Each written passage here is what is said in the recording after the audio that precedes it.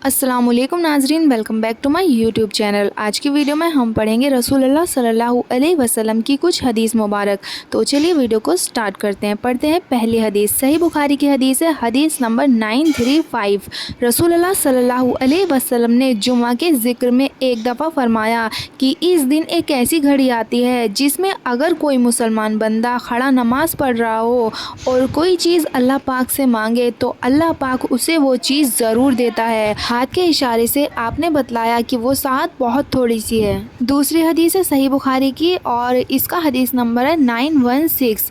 जुम्मा की पहली अजान रसूलुल्लाह सल्लल्लाहु अलैहि वसल्लम और हज़रत अबू बकर और हज़रत उमर रज़ी अल्लाह ताला अन्हु के ज़माने में उस वक्त दी जाती थी जब इमाम मिंबर पर बैठता।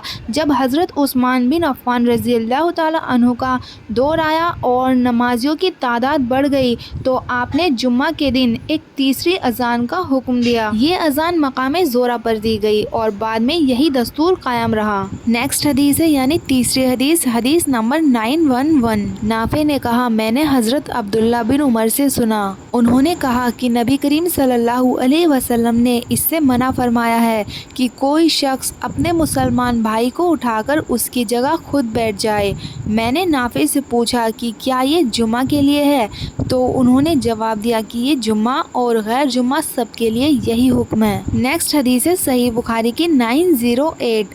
आपने रसूलुल्लाह सल्लल्लाहु अलैहि वसल्लम को ये कहते हुए सुना कि जब नमाज के लिए तकबीर कही जाए तो दौड़ते हुए मत आओ बल्कि अपनी मामूली रफ्तार से आओ पूरे इत्मीनान के साथ।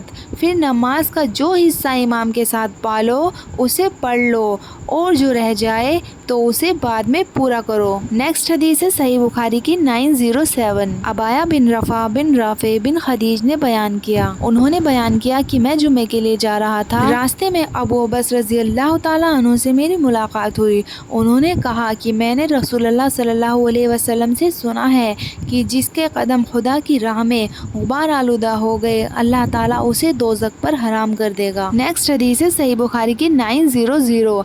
हज़रत उमर रज़ी अल्लाह ताला अन्हु की एक बीवी थी जो सुबह और इशा की नमाज बा जमात से पढ़ने के लिए मस्जिद में आया करती थी। उनसे कहा गया कि बावजूद इस इल्म के कि हज़रत उमर रज़ी अल्लाह ताला अन्हु इस बात को मकरूह जानते हैं और वो गैरत महसूस करते हैं, फिर आप मस्जिद में क्यों जाती हैं? इस पर उन्होंने जवाब दिया कि फिर वो मुझे मना क्यों नहीं कर देते।